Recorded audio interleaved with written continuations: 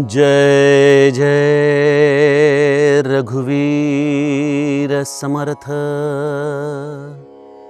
कृपा भाकिता जाहला वज्रपाणी, तया कारणे वामनु चक्रपाणी। द्विजा कारणे भार्गव चापपाणी, नुपेक्षी कदा देवभक्ताभिमानी। जय जय रघुवीर समर्थ। श्रोता वक्ता श्रीराम समर्थ। जय जय रघुवीर समर्थ।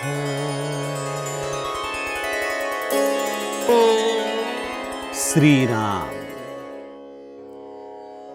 आपल्या सर्वांच्या हृदयस्थ वसणाऱ्या आत्मारामास साष्टांग प्रणिपात करून मनोबोध एक अंतरयात्रा हा श्री समर्थ रामदास स्वामी विरचित मनाच्या श्लोकांचा आपण जो अभ्यास करत आहोत, सज्जन हो, आज आपण त्यातील श्लोक क्रमांक 122 याचं चिंतन पाहणार आहोत। समर्थ आम्हाला भक्ताच्या रक्षणासाठी भगवंतांनी वेगवेगळ्या टप्प्यावरती धारण केलेल्या देहांची ही अत्यंत सुरस अशी दशावताराची कहाणी सांगत आहेत। मला असं वाटतं की हे दशावतार जरी प्रासंगिक असले तरी ते एक तत्व आहे आणि जे तत्व पुन्हा पुन्हा भक्तांच्या रक्षणासाठी कुठल्या ना कुठल्या तरी रूपाने निरंतर प्रगट होत आलेलं आहे। अशा या भक्तांच्या पाठीमागं त्यांचा कैवार घेणारा हा भगवंत आपण कुठल्या कुठल्या रूपामध्ये प्रगटला याचं गेल्या 2 श्लोकांमध्ये चिंतन बघितलं।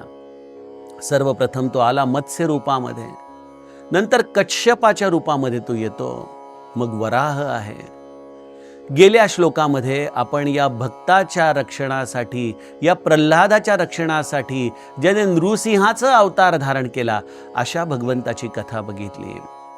आजच्या श्लोकामध्ये समर्थ माऊली आम्हाला या दशावतारातील 2 अवतारांची कथा अत्यंत रम्य पद्धतीने सांगत आहेत।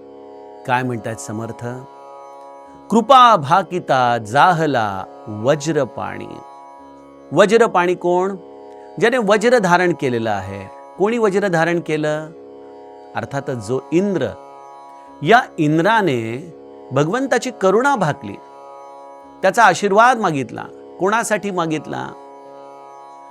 त्यावेळेला परिस्थिती अशी झाली होती की पृथ्वीवरती, या भूलोकावरती बली नावाचा राजा, ज्याने सहस्त्र अश्वमेध यज्ञाचा संकल्प केला होता, एक अश्वमेध यज्ञ करता येणं देखील अशक्य आहे असा हा बली गुरुकृपेने, भगवंताच्या कृपेने सहस्त्र अश्वमेध यज्ञ करतोय। आणि या यज्ञाची एक एक टप्प्याने पूर्णाहुती सुरू झालेली आहे। त्याचे गुरु आहेत, अर्थात या बली हा देखील या दैत्य कुळामधलाच राजा, आणि त्यामुळं त्याचे गुरु देखील शुक्राचार्य हे देखील या दैत्ययुग कुळामधलेच। बघा, लागोपाठ 2 अवतार भगवंताचे, या भक्ताचे दैत्य कुळामध्ये झालेले आहे। या बलीचे हे यज्ञ एक एक करून पुढे जाऊ लागले, तसं स्वर्गामध्ये एकच हल्लकल्लोळ माजला, कारण हे यज्ञ पूर्ण झाल्यानंतर बलीला हरवणं हे केवळ अशक्य होतं। आणि देवतांना स्पष्ट दिसत होतं की आपले भोग, आपली ही स्वर्गामधली संपदा, या सगळ्याचा आपण आता त्याग करणार आहोत। अशा या स्वर्गातल्या देवतांनी मग काय करावं? या इंद्राने भगवंताची करुणा भाकायला सुरुवात केली। बघा, मनुष्याचा स्वभाव कसा असतो, जेव्हा भोग होते, जेव्हा सगळं ऐश्वर्य होती, संपदा होती, त्यावेळेला या इंद्राने कधी भगवंताची भक्ती केल्याचं आठवत नाही। पण मनुष्याचे भोग जेव्हा जायची वेळ येते ना, त्या क्षणी हे इंद्र सगळे जागेवरून हालू लागतात। आणि भगवंताची भक्ती करू लागतात. मनुष्याचा देखील स्वभाव असाच आहे. सुखामध्ये ती भोगत असताना त्याला असं वाटतं की हे तर सगळं माझ्या कर्माचं, माझ्या प्रार्थनाचं फळ आहे. आणि जेव्हा दुःख येतं, जेव्हा हे सुख जाण्याची वेळ येते, त्यावेळेला मात्र त्याला देव आठवतो. म्हणून तर प्रभू रामचंद्र देखील उत्तरकांडामध्ये म्हणतात ना, कालही कर्मही ईश्वरही मिथ्या दोष लगाई. मनुष्याला कोणा ना कोणावरती दोषारोपण करायला आवडतं, काळावरती, कर्मावरती, नाहीतर ईश्वरावरती. स्वर्गातल्या देवतांना भगवंत नकोय. त्या भगवंतापासून मिळणारं हे सुख, या स्वर्गामध्ये असणारी ही संपदा आणि त्याच्या काळजीपोटी हा इंद्र या भगवंताची प्रार्थना करू लागतो. कृपा भाकिता जाहला वज्र पाणी. बघा, समर्थ देखील किती मिश्किल आहेत. हातामध्ये आहे वज्र, पण ते वज्र चालवण्याचा पुरुषार्थ मात्र त्याच्याकडे नाही राहिलेला. मनुष्य हा स्वाभाविकपणे जेव्हा भोगवादी होतो ना, तेव्हा अस्त्र-शस्त्र ही मला वाटतं जरी त्याच्या हातामध्ये असली तरी त्या शस्त्रांना चालवण्यासाठी लागणारा जो पुरुषार्थ आहे, जे धारिष्ट्य आहे, ते मात्र तो गमावून बसतो. असा हा इंद्र भगवंताची करुणा भागतोय. आणि भगवंताला देखील या दैव असलेल्या वृत्तीचं रक्षण करायचंय. हा स्वर्ग जरी भोगवादी जीवांचा असला, जरी ते भक्तीचं स्थान नसलं, तरी या स्वर्गामध्ये स्थान मिळवण्यासाठी मनुष्याला या भूलोकावरती सकाम का होईना सत्कर्म करावी लागतात. गमतीने सांगू का, आपण म्हणतो की ते स्वर्गवासी झाले, ठीक आहे, ते बोलाचालाची भाषा आहे, पण स्वर्गाचा बोर्डिंग पास मिळवायचा असेल तर काय करायला पाहिजे? स्वर्गाचा बोर्डिंग पास सत्कर्माच्या आधाराने मिळतो. पण या सत्कर्मामध्ये निर्माण झालेल्या पुण्याचा, अहंकाराचा आपल्यामध्ये जेवढा अंशात्मक आविर्भाव आहे, तेवढ्या प्रमाणामध्ये स्वर्गामधल्या भोगांची प्राप्ती आपल्याला होते. पुन्हा एकदा सांगतो, भूलोकावरती सत्कर्म करा, भरपूर सत्कर्म करा, पण ही सत्कर्म मी केलेली आहेत याचा अहंकार जेवढा तुमच्या मनामध्ये, समजून घ्या, तुम्ही तुमच्या आयुष्यामध्ये हा देह त्यागल्यानंतर स्वर्गवासी होणार आहात. कारण मग काय होतं, तुमची करन्सी बदलली जाते. इथली झालेली सत्कर्म ही स्वर्गामध्ये खर्च करण्यासाठी म्हणून तुमची करन्सी घेऊन येतात. तिथं तुम्हाला सगळ्या प्रकारचं ऐश्वर्य, सगळ्या प्रकारचे भोग हे प्राप्त होतात. आणि माऊली जसं 9व्या अध्यायामध्ये ज्ञानेश्वरीमध्ये म्हणते की जसं एखादी वेश्या तिच्याकडे आलेल्या ग्राहकाच्याकडचा पैसा संपला की त्याला लाथ मारून हाकलून देते ना, त्याप्रमाणे सज्जनो, या स्वर्गामध्ये एकदा का तुमचा पुण्य संपलं, एकदा का ही करन्सी तुमची संपली, की एकदा का तुम्ही कफल्लक झाला की स्वर्गाची दारं उघडली जातात आणि लाथ मारून तुम्हाला या मृत्यू लोकामध्ये पाठवलं जातं. अशा या स्वर्गामधल्या या वृत्तीला भगवंत का सांभाळत असेल? कारण एकच आहे की या सृष्टीमध्ये निदान अहंकाराने का होईना पण जीवाने सत्कर्म करावीत. कारण भगवंताला हा सत्वगुण आवडतो. बघा, जसं त्या लोकसभेमध्ये पक्षीय बलाबल दाखवतात ना, मग जे मेजॉरिटीमध्ये असतात त्यांचं बलाबल 60-70% असतं, जे दुसऱ्या नंबरवर आहेत ते 20-25% असतात, आणि मग छोट्या छोट्या प्रमाणामध्ये 2-5% लोक असतात. तसं या सृष्टीमध्ये देखील त्रिगुणांचं बलाबल आहे. पण या सृष्टीमधल्या त्रिगुणाच्या बलाबलामध्ये एक गंमत अशी आहे की इथं 90% जवळपास मेजॉरिटीमध्ये तमोगुण राहतो. तमोगुणाचं राज्य या सृष्टीमध्ये. त्याच्या खालोखाल रजोगुण आणि अगदी अंशात्मक, कदाचित 1/100पेक्षा देखील खालच्या पातळीवरती जो राहतो तो आहे सत्वगुण. आणि तो सत्वगुण म्हणजे जणू काही एखाद्या अत्तराच्या कुपीमध्ये असलेलं अत्तर जसं असावं, ज्याचा सुवास सगळी कसं पसरतो, त्याप्रमाणे या सृष्टीमध्ये हा 1/100पेक्षा कमी असलेला सत्वगुण हा या सृष्टीचा आधार आहे. रामचरितमानसमध्ये एक फार सुंदर चौपाई आहे. तपबल रचई बिरंची विधाता, तपबल विष्णू सकल जगत राता, तपबल शंभु करही संघारा, तपबल शेष धरही मही भारा. तपाच्या आधाराने या सृष्टीला सांभाळलं जातं. तपाच्या आधाराने ही सृष्टीचं पालन पोषण होतं. तपाच्या आधारानेच हा महादेव या सृष्टीचा नाश करतो. तपाच्या आधारानेच हा सहस शेष मुखाचा या ब्रह्मांडाला मस्तकी धारण करतो. सज्जनो, तप करणारी लोक थोडी, पण सगळ्या ब्रह्मांडाचा ते आधार होतात. बघा, खीर केल्यानंतर त्यामध्ये दुधाचं प्रमाण जास्त, त्याच्या पाठोपाठ खाली साखरेचं प्रमाण, आणि सगळ्यात अल्प प्रमाण असतं ते वेलदोडा आणि केशराचं. त्याप्रमाणे सज्जनो, या सृष्टीमध्ये सत्वगुण हा केशर आहे. तसं या भगवंताला या सत्कर्मासाठी प्रवृत्त होणारे, या सद्गुणांसाठी प्रवृत्त होणारे अगदी थोडी लोक या सृष्टीचा आधार म्हणून रक्षण करणं गरजेचं असतं. म्हणून भगवंत या इंद्राचं ऐकतो, अन्यथा इंद्राचे भोग पूर्ण व्हावेत यामध्ये भगवंताला काही रस नाही बरं. आणि भगवंत हा किती दयाळू आहे हो. लोक म्हणतील की अरे, भगवंताने इंद्राचं ऐकलं आणि त्या बलीने केलेल्या यज्ञामध्ये हा वामन रूपाने येऊन एक विघ्न झाला. त्या बलीचं अगदी हातातोंडाशी आलेला घास त्याने हिरावून घेतला. आणि झालं देखील तसंच. 100व्या यज्ञाची पूर्णाहुती होण्याची वेळ जवळ आलेली आहे.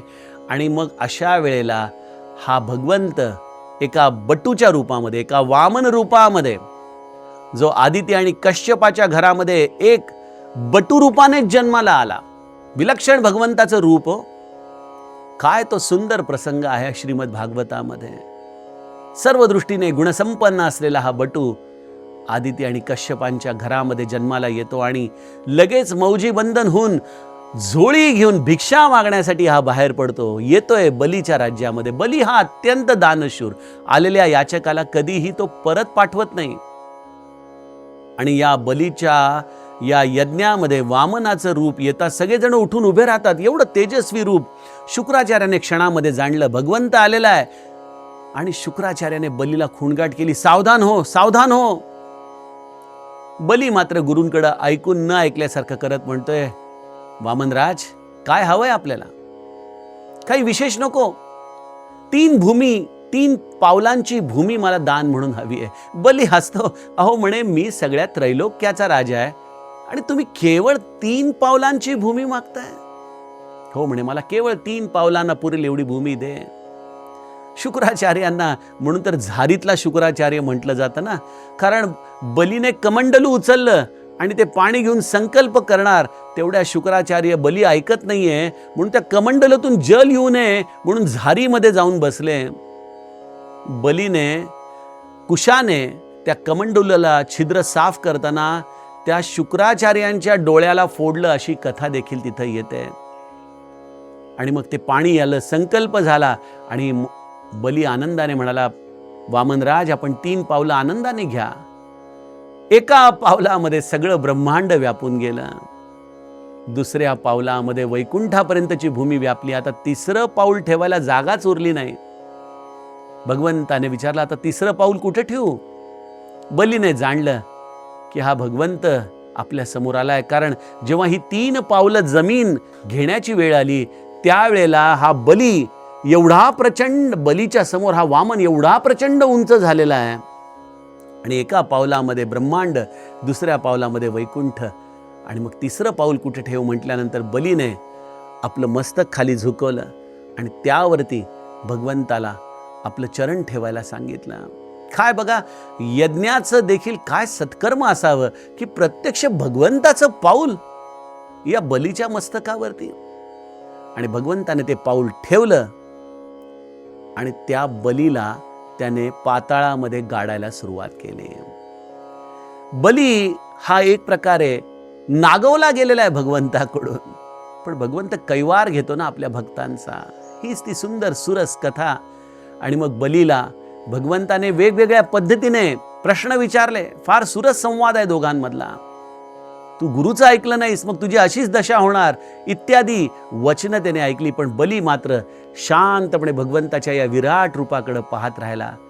भगवंताने बलीला पाताळाचं राज्य दिलं आणि तो भगवंत स्वतः त्याचा रक्षणकर्ता होऊन, पहारेकरी होऊन या पाताळामध्ये राहतो. अशी ही विलक्षण अवस्था बलीला प्राप्त झाली. म्हणजे त्याने देवतांचं तर रक्षण केलं, पण या दया सिंधूने बलीला देखील सांभाळलं. प्रल्हादाला देखील, जो त्यांच्या कुळाचा आदी पुरुष होता, त्याला या सगळ्या कथेचा त्याने द्रष्टा केला. अशी ही सुंदर कथा, आणखीन एक कथा भाग असल्यामुळं मला थोडक्यात तुम्हाला सांगावी लागतीये. समर्थ म्हणतात, द्विजाकारणे भार्गव चाप पाणी. रेणुका आणि जमदग्नीच्या पोटी जन्माला आलेला हा धाकटा चिरंजीव परशुराम ब्राह्मण कुळामध्ये अत्यंत शीघ्रकोपी जमदग्नी सारख्या अत्यंत तपस्वी सत्पुरुषाच्या पोटी जन्माला आलेला.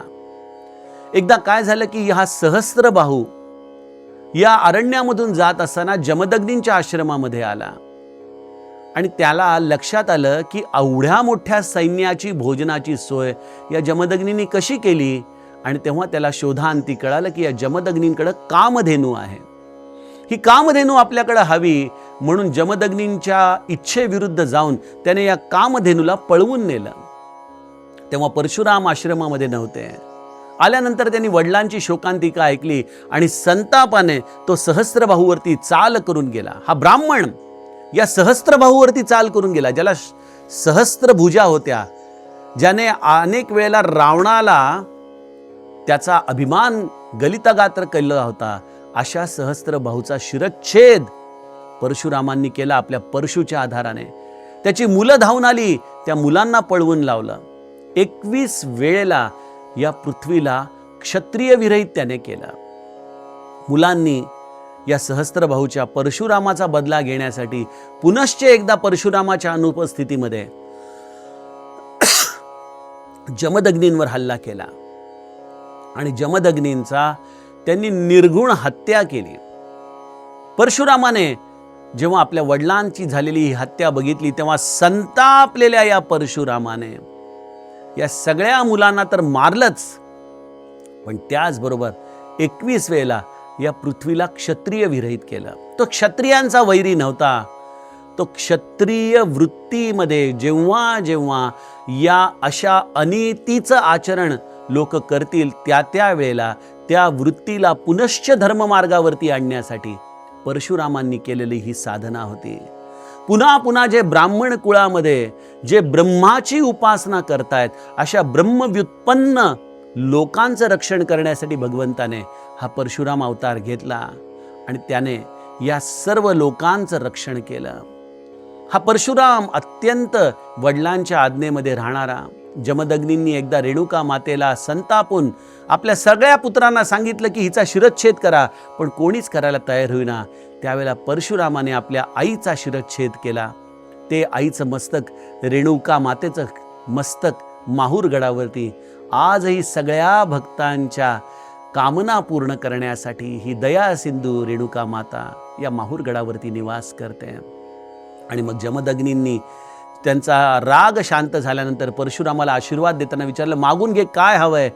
त्यावेळेला परशुरामाने पुनश्च एकदा आपल्या मातेला मागून घेतलं. अशी ही परशुरामाची विलक्षण सुरस कथा. सज्जनो, या दोन्ही चरित्रामधून आपण एकच बघतोय की या सगळ्या कथा बघितल्या तर तर्काला कुठेतरी सोडून गेल्यासारख्या वाटतात, परंतु भगवंत हा मुळातच तर्काच्या पलीकडचा आहे ना. आत्मारामामध्ये समर्थांनी किती सुंदर सांगितलंय, जेथे पांगुळला विवेक, जिथं विवेक देखील पांगळा होतो, जिथं तर्क देखील गळून पडतात, असं हे भगवंताचं विलक्षण रूप आहे. असा हा भगवंत एकदा वामन रूपामध्ये आला, एकदा परशुराम रूपामध्ये आला. अशा या भगवंताच्या 6 अवतारांचं आपण आत्तापर्यंत चिंतन केलं. यातील पुढील अवताराची कथा समर्थ आपल्याला पुढील श्लोकामध्ये सांगतील.